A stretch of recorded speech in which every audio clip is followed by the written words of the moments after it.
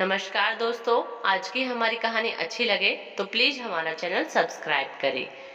विवाह के 2 वर्ष हुए थे जब मुस्कान गर्भवती होने पर अपने घर पंजाब जा रही थी।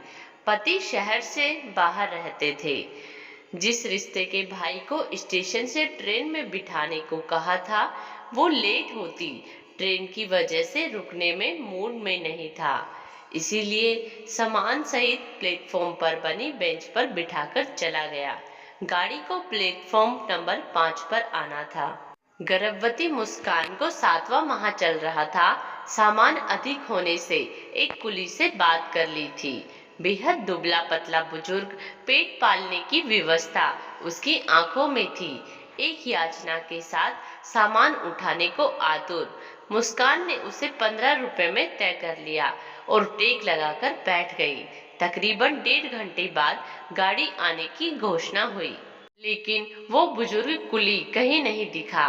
कोई दूसरा कुली भी खाली नजर नहीं आ रहा था। ट्रेन छूटने पर वापस घर जाना भी संभव नहीं था। रात के 11:30 बज चुके थे। मुस्कान का मन घबराने लगा। तभी वो बुजुर्ग दूर से भागकर आता हुआ दिखाई दिया। बोला, चिंता न करो बिटिया, हम चढ़ा देंगे गाड़ी में। भागने से उसकी सांसें फूल रही थी। उसने लपक कर सामान उठाया और आने का इशारा किया। सीढ़ी चढ़कर पुल से पार जाना था, क्योंकि अचानक ट्रेन ने प्लेटफॉर्म चेंज किया था। जो अब प्लेटफॉर्म नंबर 9 पर आ रही थी वो सांस फूलने से धीरे धीरे चल रहा था और मुस्कान भी तेज चलने की हालत में नहीं थी। गाड़ी ने सीटी दे दी। भागकर अपना स्लीपर कोच का डब्बा ढूंढा। डिब्बा प्लेटफॉर्म खत्म होने के बाद इंजन के पास था। वहां प्लेटफॉर्म की लाइट भी नहीं थी और वहां से चढ़ना भी बहुत मुश्किल था।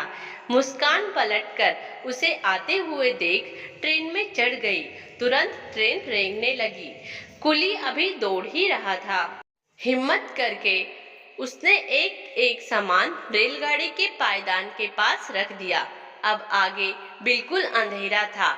जब तक मुस्कान ने हड़बड़ाए कांपते हाथों से 10 का और 5 का नोट निकाला, तब तक कुली की हथेली दूर हो चुकी थी।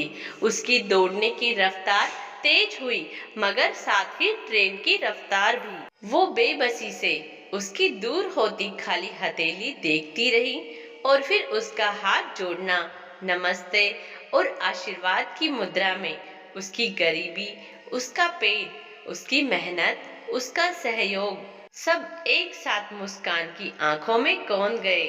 उस घटना के बाद मुस्कान डिलीवरी के बाद दोबारा स्टेशन पर उस बुजुर्ग कुली को खोजती रही, मगर वो कभी दोबारा नहीं मिला।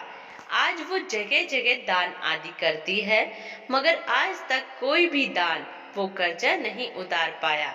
उस रात उस बुजुर्ग की कर्मठ हथेली ने किया था। सच है, कुछ कर्ज कभी नहीं उतारे जा सकते।